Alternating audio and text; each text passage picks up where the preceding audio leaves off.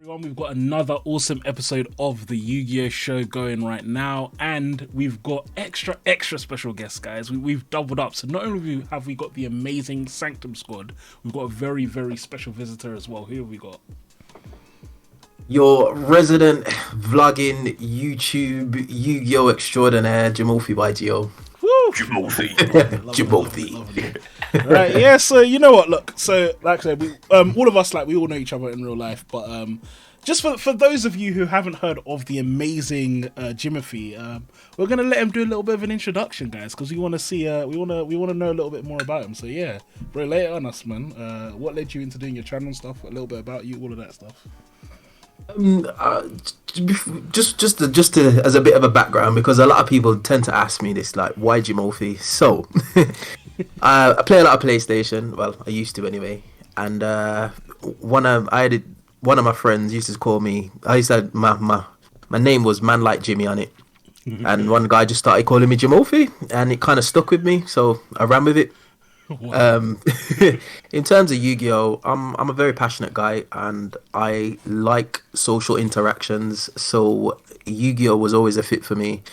I went away from the game for quite some time. And when I came back, it was a big shock to the system, especially with the link arrows and all these monsters taking extra monster zones and that kind of thing. But yeah, I kind of got back into it, and I fell in love with the game again, and so much so that I decided to start a YouTube channel. Jeez, loving it. I feel like that's like a lot of us. For me, I don't know about you guys, but I remember when I first started playing, it was similar as well. When I saw Link stuff come into the game, I was like, "What is going on? This is not the Yu-Gi-Oh I remember at all." It's just like, it's a bit confusing generally. Yeah. 'Cause I think I started playing like competitively. I think it was just as Link started coming in, like spiral format, or whatever you. So it was kind of just like, I've always known how, like, this is how you play the game. It was when Master Rule 5 came out that I was like, oh wow, all these decks would, I can play. Yeah. I don't need to play Mrs. Radiant or something. I think it was like right as what was it? It was right at the end of 2019 when I first started playing, and it like seeing the Link arrows for the first time. It just really, it was a bit weird at first, but then after some time of getting used to it, it was just fine. And then Master Rule 5 came about, and it was like, oh, okay, so we're just going to bypass all these rules that we've just known for the last 6 months or something.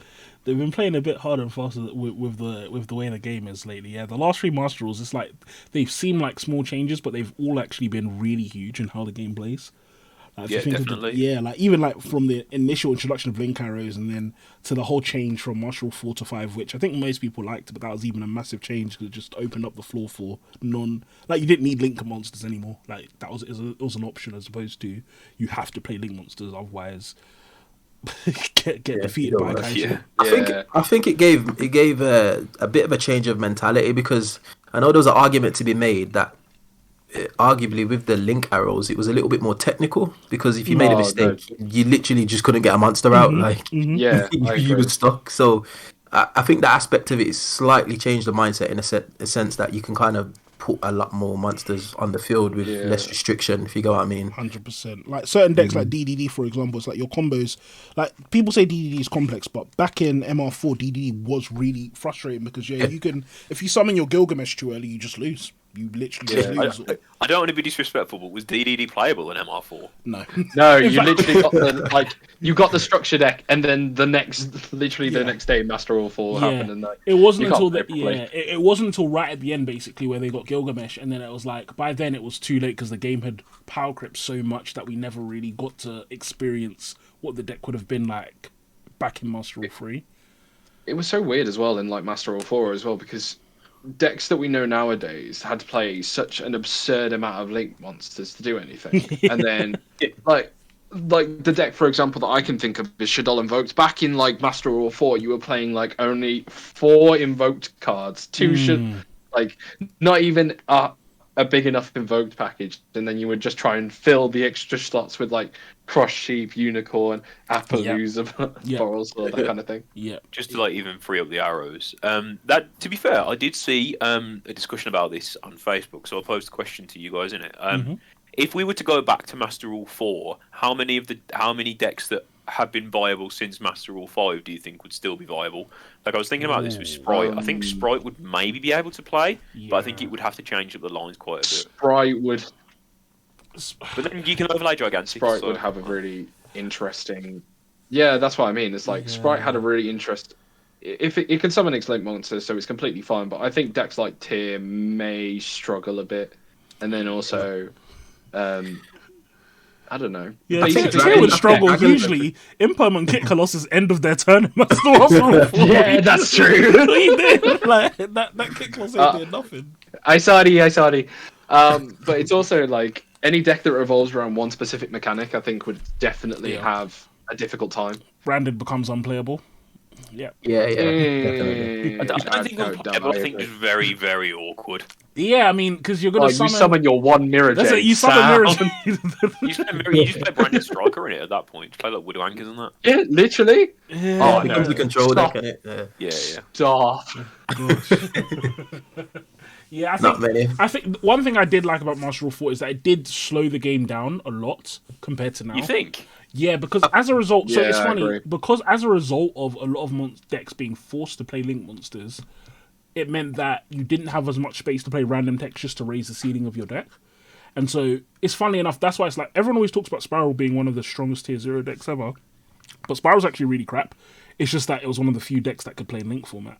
That's why it was actually so strong. Like if you look at, there was literally no other good decks in its format.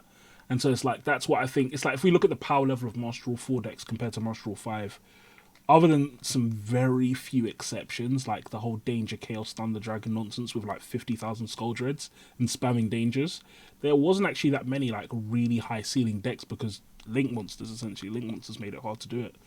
I get the point that you're making, but I'd have to completely disagree that Master Rule 4 slowed the game down. That's just a take I don't agree with, innit? Oh, actually, you know what? You're right. Let me not say slowed the game down. You're wrong. I mean, slowed down compared to now.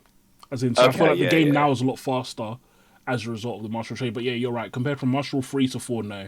So slow the game down is the wrong way to put it. Yeah, you're right. Be honest, It's an interesting take, though, to be fair.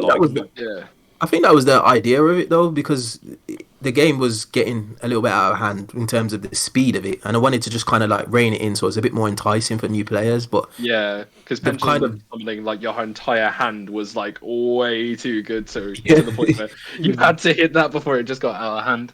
And it's not like you couldn't do crazy things before, but I think the removal of the restriction now, it just means that the game is just like super fast, and I suppose it's more of a spectacle to watch, which is ideally what they want. Do you know what I mean? You don't want a 16 turn match on YCS Dortmund waiting for somebody to flip a mirror forward. Do you know what I mean? Speaking of spectating, let's talk about what's been happening at the latest YCSs. Yeah. I'm talking on my entire deck. I don't know about you guys, but I've had the most fun watching competitive Yu-Gi-Oh over the last few months than I have in a long time in it. Like, I know people can say what they like about Tier 0 formats, but like this Ishizu Tears deck, I'm kind of here for it, man. Like, I played it again the first time at locals last night, and it was it was actually felt exhilarating, like, to try and like almost have that uphill battle. Maybe I'm just a bit of a sadist, I don't know. But yeah, maybe you just like the pain. Maybe, but I think like because there's so much going on like in the game now. It's wild to watch. I think, and I think that's so fun. But I'll put the question to you in it. I think it's really good that like Yu-Gi-Oh as a card game is one of the most insane games to watch from outside of things because we don't have a resource system like other games do. For example, like Magic has lands, Pokemon has energy, that kind of thing. So you can basically go all out on turn one if you really, really wanted to. Yeah. And Ishizu Tears is basically just I'm trying to think of the right word here. Is not a presentation. It's more of a personification of that, basically. Yeah. You can pretty much just go off from having the most basic hand. And it's not like the end board is anything extraordinary, but it's the amount of access you have to some of the best cards in the game. And you literally can take almost the full game span just doing your turn. Yeah. And you'll always have interactivity. Yeah, I'd say like one of the differences we've seen is that the whole kind of concept of an unbreakable board was a big part of Yu-Gi-Oh before that was, or not before, but at least in the last kind of 1 or 2 years, I think of decks like Adamant Spare where you literally can't break the board. but it's changed a lot now, and it's less about unbreakable boards. The top decks are just decks that make a big board from very little resources, and then next it doesn't matter if you break it because next time they just make it again, and that's like tier to a T. Like it literally, if you kill any of their monsters, they just come back and then gain advantage. So it's like you just get punished. Like you super if you super poly the Kit Coloss and the Kaleido Heart, they're both going to come back. One of them is going to mill a bunch of one of them is going to mill a bunch of cards that will probably fuse. One of them is going to come back and then send a card so it can fuse. And so Sorry, carry on. No, just that. Yeah, like so it's so difficult to play against, so difficult to deal with. But yeah, you go on, bro. Yeah, I was gonna say I think it's interesting thinking about that deck specifically because typically it's not like a deck we've seen before because it can kind of play like a control style, especially with like the Crime and the Suliek, but then it can also just be a very, very explosive combo deck, and the ability to also play on both players' turns and have a lot of disruption or interaction basically makes it quite formidable. And I think that's one thing that's come out of like this quote unquote tier 0 format is the fact that it does require a lot of skill to play because there's so many moving parts to the deck. Yeah, And like you have to have like 1,000 IQ brain almost to know the Ishizu mirror off by heart because, well, not off by heart, sorry, but more to the point where you know most of the interactions, and it does take quite a lot of skill to play. And it's also the fact of some of the new cards that were printed that tier elements just needed, like the ability to basically rotor and spec the monster out of the deck and just go off with your plays is one of those. It's one of the consistency pieces that it really, really needed, as well as the Ishizu stuff. Yeah. One of the things that I think is definitely going to be interesting to see is if Konami actually does hit it or not. I'm still of the opinion that they won't, but I mean, look, Konami have surprised me before, so. I mean, we didn't expect Ronin, and then Yeah. so it's all up in the air, really. I think if things go according to the way that things have gone in the OCG, then we might see a hit or two. But I think it will be to tier rather than the Ishizu stuff, mainly because they won't always hit the new product. Yeah, They'll I'll be shocked always if they hit hit the new stuff. I'll be really shocked. The Ishizu stuff doesn't. Hot taking it. The Ishizu stuff doesn't need to be hit. It's the tier stuff because like the Ishizu and Naturia deck and like the Ishizu, is it the Madolche deck you can play in as well? Oh god, it's really interesting. Like the oppressive thing about the Ishizu is the fact it's in the tier deck. Yeah, but I think anyway. I think it's a combination of both. I agree though because I think when you play other Ishizu decks, it's not the same as tier. Because it's like Ishizu is really good at controlling the grave, but getting them into the grave in the first place is quite hard. And the Ishizu cards aren't amazing, so I agree with that. In that tier facilitates the ability to just put them all in the grave, and then now your Ishizu engine's online straight away. yeah. So I do agree with that. But to me, it's just a combination of both because it's like the tier cards need to be hit because I thought they were broken before. But then I do think the Ishizu cards, the sad kind of bit about them now is that it really feels like if you're playing a graveyard strat, you're either playing Ishizu or you're not playing a graveyard strat because you don't get to use your graveyard. That's why Madolche is so good. That's why Madolche and Naturia are probably two of the best decks in this format to kind of combat it. Because Naturia, you put your Sacred Trees in the graveyard. You don't care if they shuffle it back because you've got the searchers already. And Madolche uses the graveyard, but in a much different way to every other graveyard deck in that it uses the graveyard as fuel to do its plays. So it doesn't really care if you shuffle cards back if someone shuffles your cards back in Madolche with their Shizu stuff, you just get your Madolche effect, so you don't care anyway.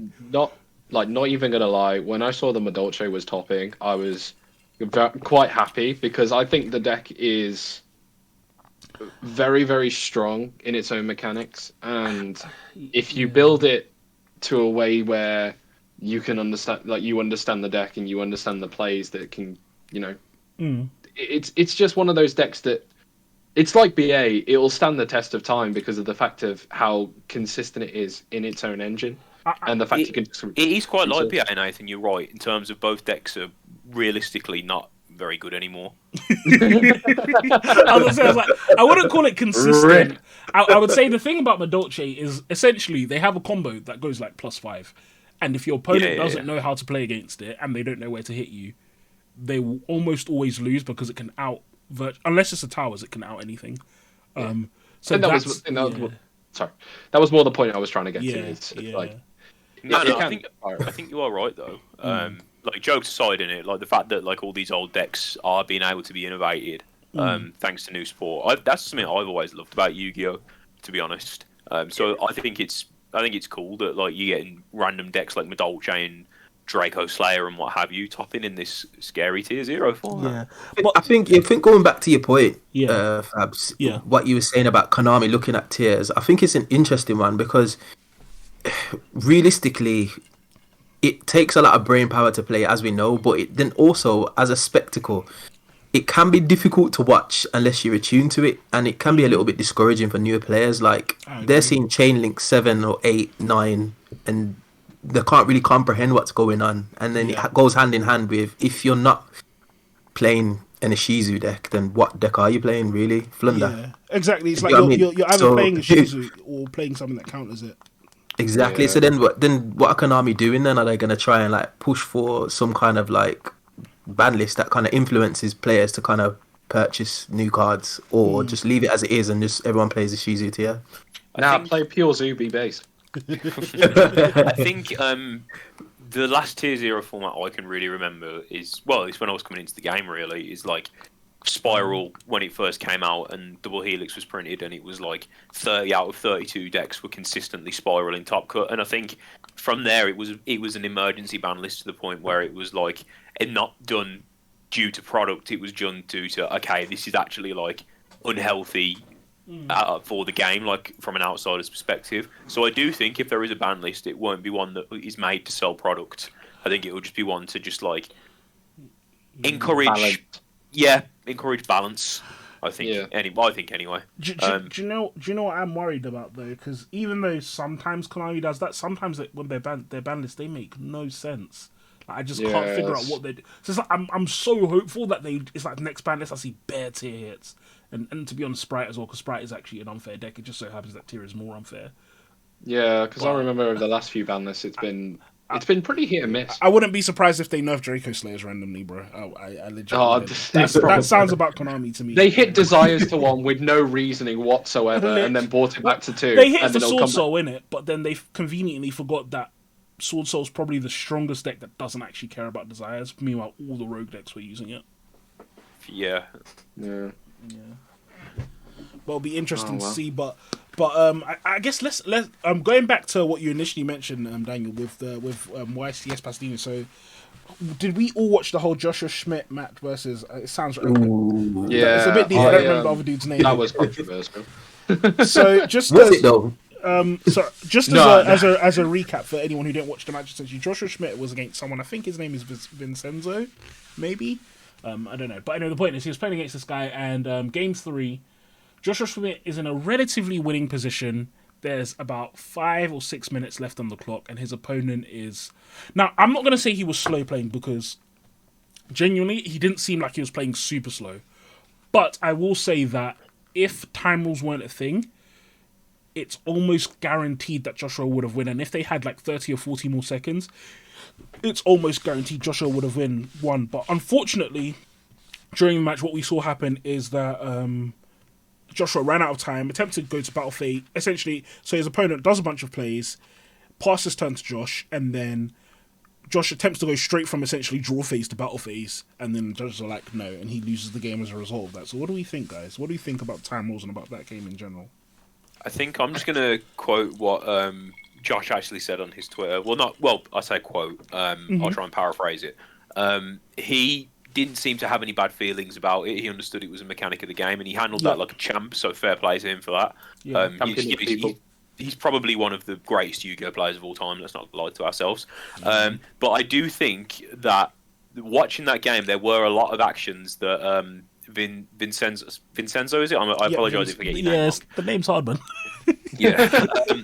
But it didn't seem like, he was slow playing at all. Like, there were a lot of actions that he could have made. It was just an unfortunate situation, I think, and it just so happens that obviously it's on one of the final rounds of a huge Yu-Gi-Oh tournament. Obviously, it's something that's going to come up, but I believe Josh did say, they are right. You can't go from draw directly to battle because there were things that he could have done. Again, if I'm misquoting, I do apologise. Yeah. But yeah, it just seems like it was a bit of an unfortunate one. But the time rules are. Well, let's put it this way: I've never met anyone who likes them.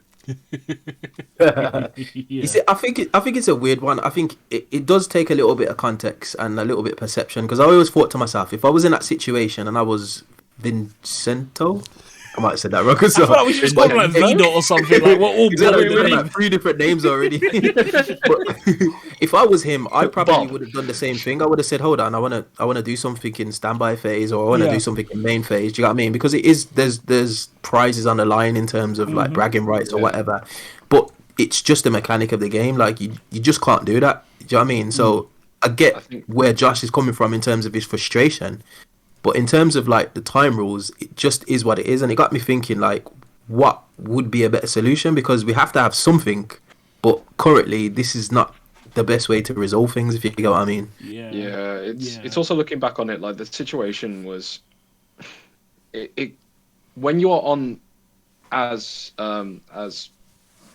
Timothy said, like when you have that much prizes and stuff on the line, and you're in the finals of a big tournament such as that, like keeping your eye on time is definitely key. Obviously when you're playing against a deck like a Shizu Tier, like, that's going to take up such a large amount of time, and I think it just comes down to it happens. Like we've all been in a situation like that where we wish we could have had known that we could have had that little bit more time. But to be honest, as Dan said, he handled it really well. He knows that it's a mechanic of the game, and also sorry to cut you off, Nathan, but with respect, like I don't think that's something that I'd even be able to comment on until I was in that position. I mean, I've been in that position in terms of, am I going to top a regional, or am I going to, win locals? That's completely different to, being live streamed to like a few thousand people on a YCS. The nerves that must go through your head, like time's probably one of the last things on your mind, I think. I don't think it would be fair for me personally to comment on like how they view the situation, because it's just not something that I know. It's not you are in it. I'm just. Well, you guys know I have a big mouth, so I feel confident to comment about it. So, what am I thinking? Oh no, I agree with everything everyone said. I'm joking. But I will say that. Do you know what? I did really feel bad for Joshua, just because it would have been nice for him to get the back-to-back, and like I could tell, it's like you could see on stream he was in the moment, he was upset. He was begging the judge. You saw him do a please in the moment. It's like, I felt so bad for him, but I genuinely couldn't. Like, people in the chat were roasting this Vincenzo guy, saying, "Oh, he's slow playing Italians, blah blah blah," all of this BS, and it was like, he really wasn't. Like he was doing plays that weren't relevant. I do agree with that, but.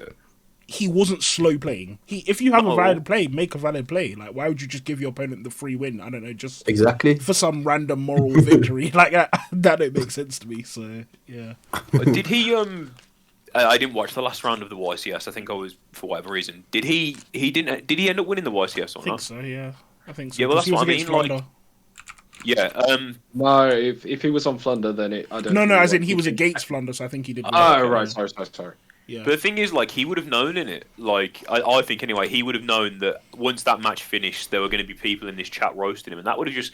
You're meant to be going into the final of a YCS thinking, oh my gosh, I'm in a final of a YCS, not thinking, oh man, people are going to think I'm a dickhead for this. I'm like, obviously I don't know what's going through my man's head in it, but I feel like if it was me, I'll be thinking in my head, oof, I'm so sad that these people care as I like stroke my YCS winning results and shit. Like, oh, you guys are upset. Oh, how does it feel? You guys didn't even top. Yeah, that's how fair enough, innit? Fair enough. Yeah, I do. He probably went into that just thinking, it is what it is, because it was literally like I would have done the exact same thing. Exactly, going there to win. Like if it was locals and he was trying to test something out or something like that, maybe you do have an extra couple of seconds and that. But in a YCS, cameras on you, you are just gonna try and do everything in your power that's legal to win, and he didn't do anything wrong. Yeah. But I think it was more so the Joshua Smith reaction that escalated everything, if you got what I'm saying, because he was not happy. You could even tell during the stream he was like, you could tell he was pissed off, because it's like the thing. So one thing they have a lot of pro players have said about, and people have been on feature matches, that you can't tell the time in feature match because there's no clock or anything, and so you don't know. And so like when you're playing in a round, you can kind of see the clock and you can be like, okay, I have like literally 30 seconds and stuff. But in the feature match, you might have a bit of an idea. but you don't really know what time is, so it's a lot harder to play around time on a feature match as compared to when you're just playing regularly. Yeah, okay. Yeah, most definitely. I think for the time rules, and this is just my take in it, I think once it's time to duel ends, I don't even think you should get like an extra finish the phase or anything. I think it should just be that's time, bang, who's got the highest life points. So the problem I have with that is just that I don't like the whole life points as a barometer, especially because the best example for me is a deck like Dynamorphia. There are decks that actually use life points as a resource, and it's almost, for example, now Dynamorphia basically can never win in time. I feel like I think I do agree though that there should be a more stricter kind of barometer of this is time, now it's time. Going to the end of the phase isn't any better than going to the end of the turn or not. It's like no, not at all. Sense. Because if you're in your main phase and time's called, you're like, all right, okay, I now I can chill and get to my exactly whatever. Yeah, one of the things that I've said before is that I feel like in terms of Swiss especially, they should just be more okay with having draws. I don't see a reason why not. Like, because everyone's always like, oh, there'll be plenty of draws, but I actually don't see a problem because if I draw against you in Swiss, we're both losing, so both players are incentivized to play quickly still. Otherwise, we just end up with a draw. And then once it gets to top cut, what they did at Euros, which was really good, is they did the 3-round system that they used to have before. I don't see a reason for that. And then semi-finals and finals, I'm 100% of the opinion, to be honest, that it should just be play it out. Though I get why they do it. There is a time on the finals. Correct. There is. So finals. So generally, though it varies slightly, finals has 50 or 60 minutes, and then everything else is 40 minutes. Though I think some events were doing 50 minutes as a trial. I don't know if that's a thing anymore in America. But yeah, so on feature, most of the finals are 60 or 50 minutes, and they took that from back in COVID when we used to do remote duels. Yeah. Yeah, I do agree with like this.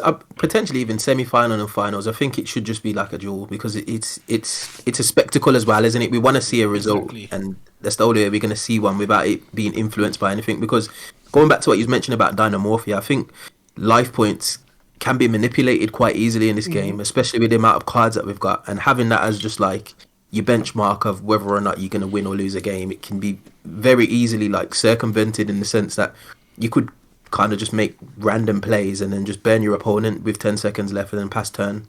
Yeah. Do you know what I mean? And I think just having life points as the single like deciding factor of whether or not you win, it's just a bit much. Isn't it?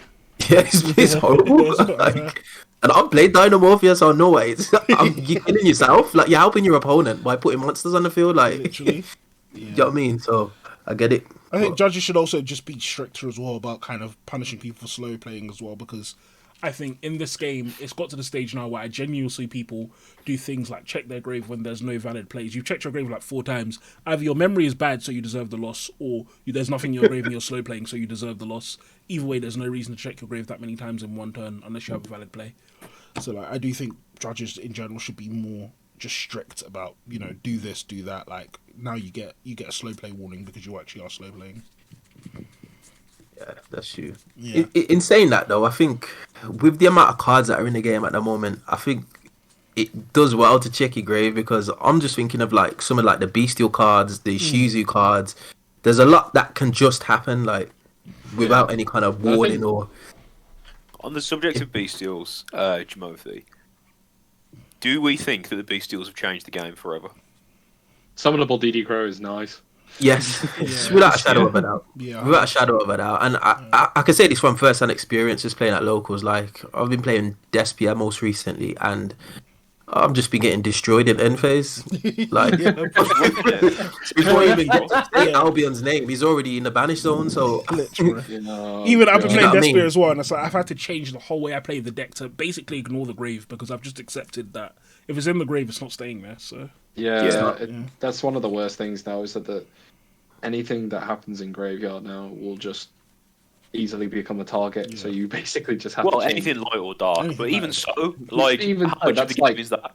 That's quite a large. I'm not going to go into numbers because it's a decent whack, though. It's a decent lot of the card pool, so you're always going to have some form of target. Yeah, they kind of remind me. Do you remember when Phantasme first came out? Yeah. Yes. Yeah. It's a similar kind of feeling to that. Like, I think anyway. But yeah, I think it's insane. Like I've not seen a set of super rares this expensive in a while. I've seen people selling play sets of the supers for 75 quid. Yeah, Like, yeah. that's I looked nuts. this morning, Bestial. I haven't- Magnum is like flipping 18 quid on eBay. I'm just like, oh my I god. haven't seen anything this expensive since branded openings were like 25, 30 quid a pop. Oh wait, no, Aluba got. Aluba was ridiculous. Like that shot up from around about. I remember because when I first bought that playset, they were around about what 15, 20 quid each, and then they shot up to 60, 70s within the space of branded fusion being revealed overnight. It's like 100, didn't they? At one point? They literally Yeah, got. it was- Do you know what's funny? They got over 100, and then like 2 days later, they announced it was in the structure deck, and then it just like, oh, I don't know if it was structure deck. No, it was in Ghost from the Past 2, and then it just was in Ghost collapsed. from the Past 2. And they realised, and they revealed that also it wasn't going to be short printed. So they made the deck. Then branded opening went up in it. Yeah, brand opening and branding red both went up like crazy as well. But back to what you were saying, Daniel, about hand traps, about bestials. I actually really agree with that, and I think tier right now is the perfect example of decks. What we're seeing more is decks that have in archetype hand traps, which I actually like, by the way. Because if you look at tier, part of what makes tier Shizu so good is that they have Kelbeck, they have Herald, they have Havness. It's like they have the bestials. They don't actually have to waste their time playing crappy cards like Ash and Ghost Ogre and stuff. They've got all the good hand traps as part of their engine, and that's what makes the deck so good. So I think it's definitely seems to be a philosophy that Konami is going more and more towards, where it's like decks have their removal in the archetype. They have their hand traps in archetype. So if you even look at Chartrelar, their spells and traps are actually good. Same with Tier Elements. Their spells and traps are actually good.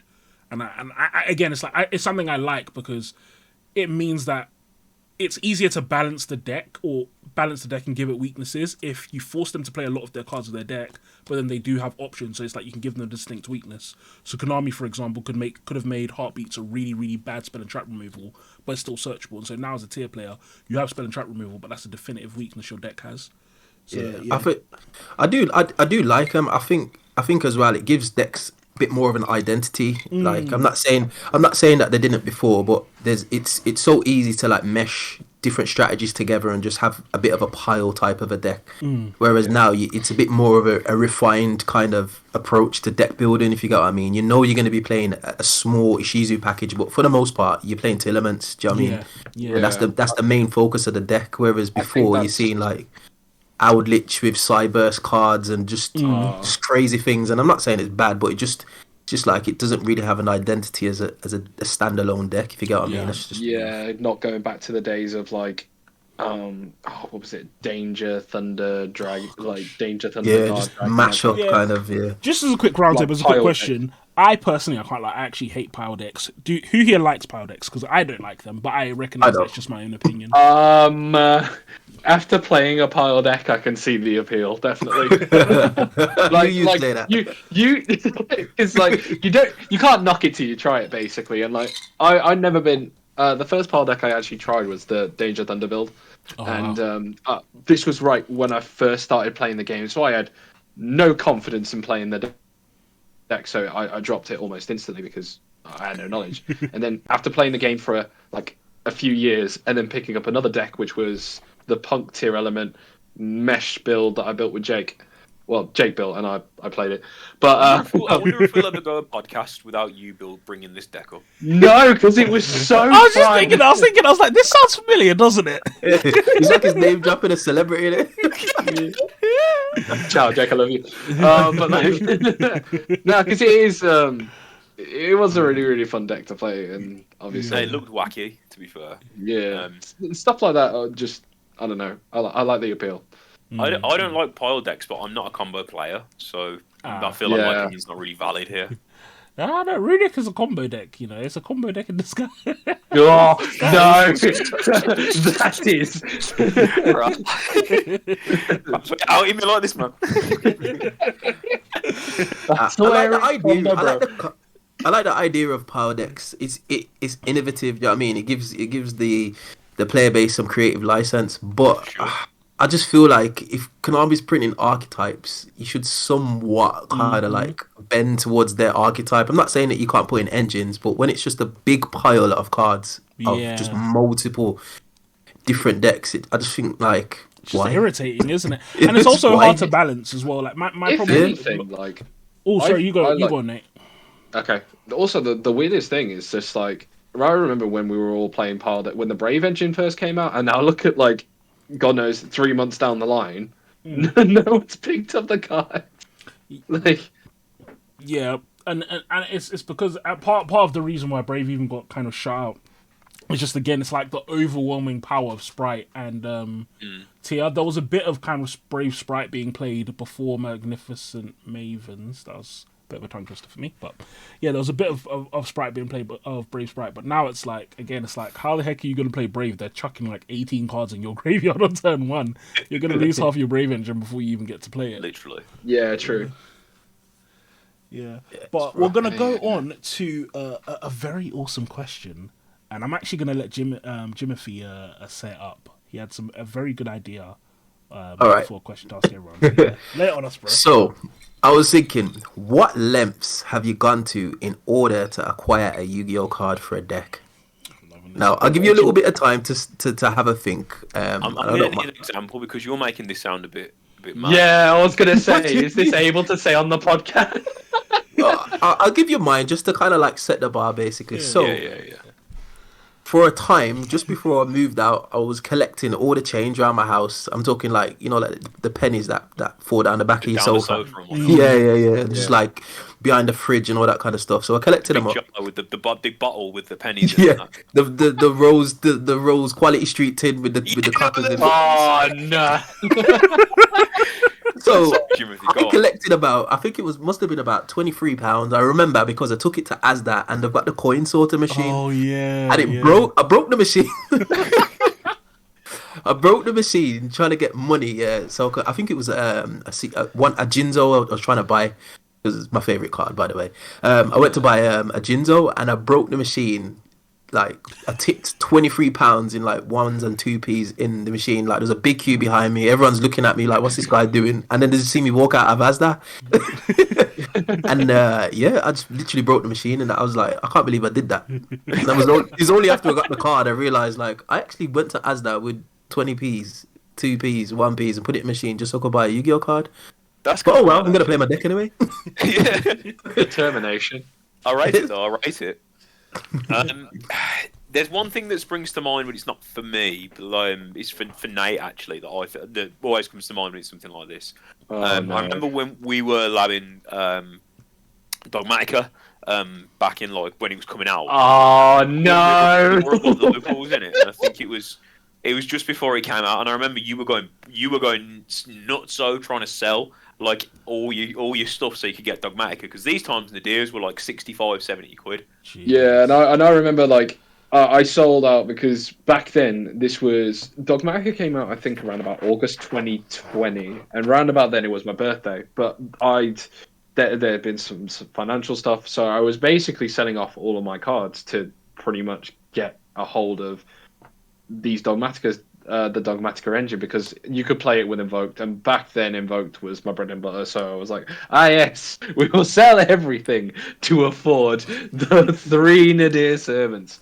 And the funniest thing was you pulled one out of an entry pack. Yeah, so I managed to get 2, played the tournament, and then pulled it in my last pack, and I was like, yeah, let's go.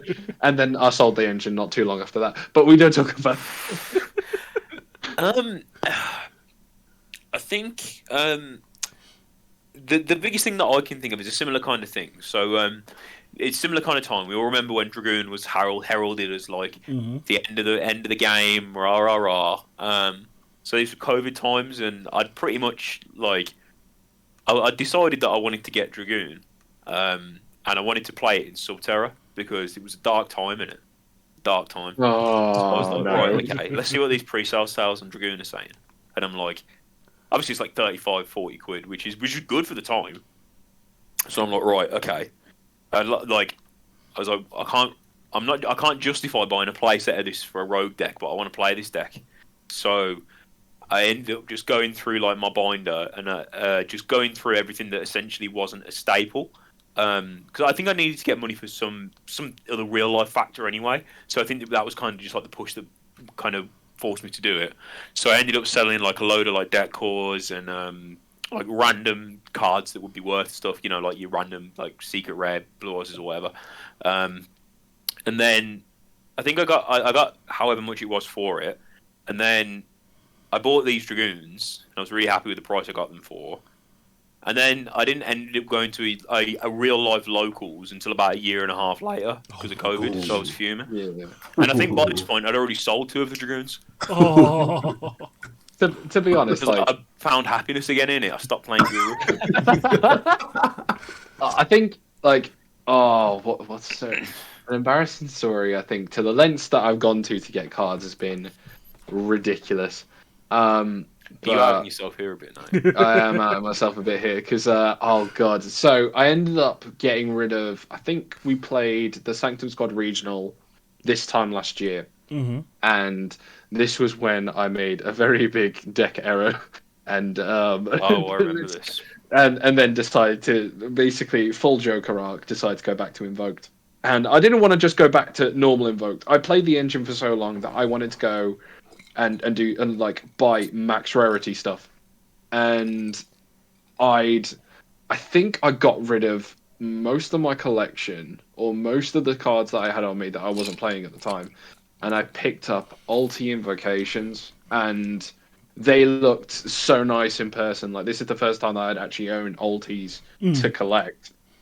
But the issue that I was having was that once that deck then rotated out of the format, they would just be sitting in the binder. And unfortunately, one of them had a little nick on the corner as well, so I was gutted, man. Oh. And when you spend like that much money, I think they were sitting at around about, I'd say, It was a pretty 90. penny, wasn't it? Yeah, it was 90 to 100 quid per copy. Gosh. And I was just like, why have I just spent money? See, this is just something I can never understand in it because like I don't buy shiny cardboard. I buy the cheap version of the same card because it's the same card in it. But You're not a materialistic person. I'll give you that. So, It's so you like- know what? I used to be very similar to you. In fact, not even used to. I still am very similar to you, Daniel, in that I don't... Yeah, I always get the lowest rarity. But recently, for example, I've been building a high rarity Despia deck, and it's the first time... Do you know what it is? I think it's a combination of things. I think, firstly, most decks I just don't care about in terms of their aesthetic and stuff. But Despia, even when it came out, I liked it. I wanted to play it as soon as it came out. I just didn't because I don't usually like playing the meta. And then also, it was a case of, I was at a stage where it was like, there was no incentive to spend, like, I have a certain amount of money I spend on Yu-Gi-Oh! Every month, and it's almost like, there's nothing meta I want to buy, there's no staples I need, so it was like, you know what, yeah, why not splurge a bit, why not have some fun? So, like, while I do get, yeah, for me, it's like, I don't see myself ever collecting loads of ultis and stuff, but for example, for my Despia deck, for example, I'm trying to bling that whole thing out. And it's like, it's every once in a while I feel like it hits, so it's like, yeah, I really want to take it to the max. Ulti Alubas though. Oh my god. Ulti Alubas are gorgeous. Yeah. I've just picked up the core again, and I'm like, yes. Yeah. See, that leads me nicely onto my next point, Nathan, because out of anyone I've ever met, I can safely say, and I mean this with all the love in my heart, that you have bought and sold the same deck cores as many times as I've had. And I don't mean this as a par in it, because I know I've done it with a couple of decks. No, So- it's fine. Like, No, so the question I've got to you guys, it's a bit of a double question, really. I think it's a bit of an interesting one. What's the deck that you've bought, sold, and then bought again the most times? Or if you don't want like that, what's the shortest amount of time you've had a deck core for? right. Do you want to go through the? Before I'm gonna go, I'm gonna cheat a bit, but it's Go still on, a horrible go on. answer. Mine is a specific card, Pot of Prosperity. I Okay, have bought and okay. sold that so many, and I'm not talking about the cheap Pot of. I'm talking about I bought and sold Pot of Prosperity probably about 6 times, like play sets, and I just it was always a bad decision. I always lost money in it. I don't know why the heck I keep doing it, but yeah, How many times, if you had to guess? yeah, like 6 times. Like it got to the point basically where the last time I was just like, you know what, I'm gonna lose money on these. I've accepted it. I refuse to allow myself to sell these again because, yeah, oh my gosh, it's because you need. It's the kind of card you need for a rogue deck. Yeah. And I play a lot of rogue decks. It's like it's a staple, and you, So it's like, and you just like so I'd buy it and then I'll switch decks and you guys know me as well. I play like a different deck every week, so I'd buy it and then next week I'd play a deck that doesn't need it, so I'd sell it. And then it's like the next week I want to play Medolces and then now I can't because I don't have prosperity. Oh yeah, that card is my answer. 100%. I think for me, it'd probably be Earth Machine. Yeah. Interesting. The funniest thing is, like, I've got 3 copies of that deck What? currently. Currently, I'm not even lying. Like, I'm I gonna don't dig know some why I do context to here, myself. So I bought one, and then I lost the deck core because okay. I've got like over 100 decks in my house, just scattered about, and I thought I'd got rid of it.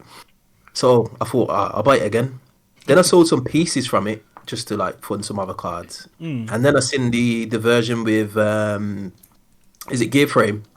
Yeah. Yeah, I seen that version because it was the combo version I was running before, and I was like, this looks interesting. So I started getting a hold of my skill drains, and then I just bought another core, and then lo and behold, I found the original core all pristine, and then I've just got 3 of them, and I'm just like, what? Why did I do this?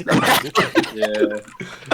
And the thing is, I can't even explain to like I've got a girlfriend that knows that I spend money on YUGIOH. I didn't even tell her because I was just like, oh, she's asking me why are we not eating 50-50 bread? Why are we eating this 18 pence bread? I'm like, times are hard. Spent all my money on ad machines.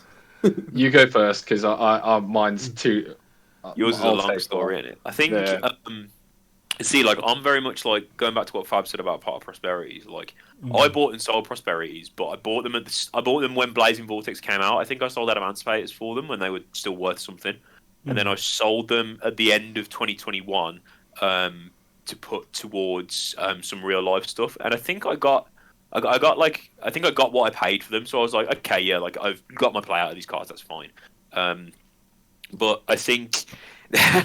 There's a running joke between some of my friends who no longer play the game, because we all started playing it around end 2017, 2018, and the very first meta deck I picked up was Sky Striker, and I was looking through my posts on the Yu-Gi-Oh trade group earlier, because I knew that I was going to ask this question, and it turns out I didn't know this, I bought and sold Sky Striker 7 times. What? I know. Oh my gosh. And I don't think I've touched the deck. I mean, I bought the deck again when Engage came back because I got gassed in it. Like, Yeah. And then I took it to one locals and then I sold it. But then I think other than that, maybe Invoked. But I don't really see that as like a deck in it. I just see that as an engine. So like it's a bit different. But yeah, weirdly, probably Skull Striker. Or is there another one? No, like I don't buy a lot of deck cores. Truth be told, like I don't like having the choice of what to play. Like, that's you're a definitely a minimalist good strategy. Like I would say, if you're someone who struggles to stick to a deck, that's one of the best strategies. Just don't keep a lot of decks. Yeah, Take the choice out of your hands. Like, always keep the staples. Always sell the deck cores. But no, go on. Before we move. Okay. So, I'll start off with the most recent. I think I've bought and sold branded 3 times. Oh, no, it's been more than that. It's definitely not been more than that because of the fact I've already. You 4 now? No, it's definitely not because like I've sold branded 3 times and then I've just. I think this is the 3rd time I picked it up because I bought everything. No, you're right because it's 4 because I originally picked it up and then I picked it up 3 times after that because it's been the case that I was like playing Sortol as well at that time, and Sortol is a deck that I also flipped in between like quite a bit because I'd basically like to describe myself as a jack of all trades. Like I'll pick up a deck if I feel like I'm vibing with it and play it for as long as I can. Mainly this has been fusion decks. So, but to be honest, like the only fusion deck that I've actually managed to keep a hold of for so long was like Shadol's, but that was when I was still playing it with Invoked, which Invoked I've sold like 2 times, I think, so far. There have also been like staples that I've thrown or sold because of the fact of they were expensive at the time that I needed the cash for. Like I think I bought and sold access. Like I've owned 3 access codes in the space of like 10 months. The secret ones as well. Yeah, I own 2 secrets and then sold a gold one. Oh, wow. It's one of those Your things. parents don't listen to this podcast, night. I'd be set on a fucking a budget plan for ages. But My like wife don't listen to this podcast. the thing about it is like Spend I'm all not. this money on one woman. Maybe I fine, understand. I can search a card and then draw another one. Gotta find one first, mate. But like the thing is that I'm not a material. Sometimes I'm just not a materialistic person, and other times I just want to splash the cash. Like it'll depend on how I feel, but really when I hyperfixate on a game like this, and this is a really weird thing. It's just like I'll either spend the most amount of money that I want to spend to get the most enjoyment out of the game. If that means I buy into a meta deck, then I buy into a meta deck, and then when I get bored of it, I'll just try and see if I can get rid of it. Like the game to me is all about having fun. If I can enable myself to have the most fun that I know I can have possible, and I don't mind trying new things, because you need to have that experience to know, like, to progress sometimes. And but then like the longest deck that I think I've played and the one that I had the most success with was definitely branded, which is why I probably picked it up and sold it so many times. But that's when I've like been coming in and out of the game, and I guess I just had an affinity for it. But yeah, I love this. This is like a Alcoholics Anonymous edition. He's finally letting it all out. Actually, is. Just slowly letting go of the demons. Like, I've done this before. Telling everyone about your cardboard addiction. Timothy, I'd be interested to hear your answer to this question, because this is something we discussed on the podcast last episode. So, like, you mentioned that you've got like a bag of different deck cores. So, like, do you have like a specific one that you always find yourself coming back to? Yeah, Plunder Patrol. Yeah. Without a shadow of a doubt. That's probably my favorite deck, and I'm looking forward to the new support. So it can actually be somewhat viable. The new support is sick. It just fixes everything.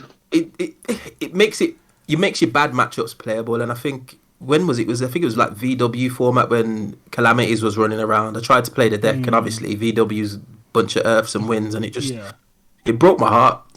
Because I couldn't play. You guys got a new ship there now. You got that. That's what I mean. Ship now. Yeah. That's what I mean. So when the support comes out, but yeah, that's the deck that I will always bounce back to, regardless. I'll always look to like update that deck. So that's my baby.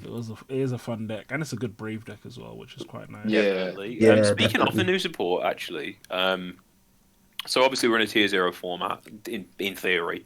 But Photon Hyperwave's coming out soon, and there's a lot of like really cool support. Obviously for a lot of different road decks. Obviously Timothy mentioned Plunder Patrol. There's actual Springen support coming out, which I'm weirdly excited for. So, like, is there anything? Are there any strategies coming up that you guys have got your eye on that you want to pick up, or like you think that could make a bit of a splash? Clearly, it's going to be Valence, isn't it? We're also excited about Valence, right? I've actually built that. That deck's a bit silly. Yeah. There's a chance for what? A lot of things, but then not a lot at the same time. Yeah, you end on a fusion monster. Well, the new one that's coming out that kind of like swaps places, and you can get a search and a pop off it, and it can play for a lot of negates. You can play Lava Golem, so it can break boards somewhat. But I think the reason why I like it is the removal's a bit weird. So the field spells allow you to place one card from your opponent or one monster from your opponent in the spell and trap card zone, and then you pop it in the spell and trap card zone, and then that's the removal, if you get what I mean. Yeah. So it's just a unique way of interacting, which is probably why I was drawn to the deck. That's pretty cool, to be fair. Yeah, man, it's good. But in terms of like the new support, I'm looking forward to seeing what Kashtira can do. Yeah, Kashtira I think is going to be the deck to come out. I think most people are going to go to. I won't put it as looking forward to, but yeah, well, you know, terrified. More than likely going to be playing. I'll be interested to see if it ends up living up to the hype it has over in the OCG. I 100% think it will. Yeah, I also think they will. Banishing it, you know how Ishizu puts 18 cards in your deck on turn 1? Castrolard banishes your opponent's deck face down 18 cards on turn 1. So I mean that. Yeah. The worst thing that I have like looking into like the OCG, and I said this on the last podcast, is like it's going to be a worry to see whether or not it actually can compete, because the Castira stuff is very, very good. But then again, we have to see how much it stacks up to Ishizu tier, and whether or not Ishizu tier does get hit. In the OCG, Tier was still clapping its cheeks 100%. Yeah. It made no difference. Tier just destroyed the deck. It did not care at all. So. Oh, it's fine. We have one Havnis, one planet. That's fine. We're still going to, clap. You know what it is? I think I'm drawn to like uniqueness. That's why I've got a fun place in my heart for like Fluenderies, just because they just do something that no other deck really does. I was watching your, I think it was your most recent blog earlier actually, Timothy, and you were talking about you played against a couple of Flunder guys, and you were saying about how it ended up, like you never used to like it, but it ended up being this deck that you kind of really was drawn to. So yeah. For that reason, it's unique in the way that it plays, and I think that's something that that's why I picked up Valence, because it's something that I've never seen before, and it's just another way to play the game that I'm really fond of, if you get what I mean. And it's just 100%, man. It's a nice experience. So, guys, we're closing in on an hour. So, I used to do this, but I'm going to start doing it again. I'm going to ask a question. This is a wild question. Go on. But, yeah. Anyway, so, last question for the show. If you could choose... Okay, you have to choose one of the two. You're either going to have constipation for the entire day or diarrhea for the entire day. Which one would you choose? Oh, no. Diarrhea, 100%. Have any of you ever been like properly constipated? Yes. Like, mate, I've had to be constipated on the. Well, so first we need to get everyone's answers. Sorry, so Daniel said diarrhea. He's 100%. firmly state of diarrhea. Jimothy, what are you on? I'm gonna take constipation. I'll be honest. Woo, okay, constipation. Alright, now what about you, bro? Oh god, nah, it's coming all out, mate. I ain't holding anything in. come on, mate. Poo gang rise up in it. Poo gang rise up. We've got a 2-2 draw because I'm 100%. I'm with Jimothy on this. I'll 100% take constipation, bro. Why would you do that? Why would you do that? Look, for me personally, as someone who used to have very horrible IBS, bro, it's all got to stay in there. I don't want none of that stuff coming out, bro. I can't do the whole diarrhea thing, bro. That's so like, I could tell you that the worst possible place that you want constipation is on a tour bus somewhere in Germany, just like no toilets around, and you're just there trying to hold. It's the worst thing. I'd argue it'd be worse to have diarrhea than constipation on tour. No, but it's like when you know nothing's coming out. Like, I don't think it needs to be on a tour bus. I just don't want it. You could just be at home. 100%. I'm telling you, if I have to take like time out of my day to just go and sit on a toilet and do what, like, so be it. Innit? You can have your phone on the toilet. You can do whatever. Exactly. Like it's walking around all day, folded over. Like you're telling me you wouldn't like sit on a toilet just watching your phone and then like all that, like, bliss? With a pint of water just coming out of me every 20 minutes. No. I'll pass, thanks. Alright, guys, on that lovely note, we are going to sign off on the Yu-Gi-Oh! Show. Stay hydrated, guys. Stay constipated, guys. Thank you all for watching. Thank you to our amazing guests, Jimothy and Sanctum Squad, as usual. It's been a great time, and we're going to see you all next week. Peace. Subscribe to Jimothy, subscribe to Fab, subscribe to Sanctum Squad. Peace.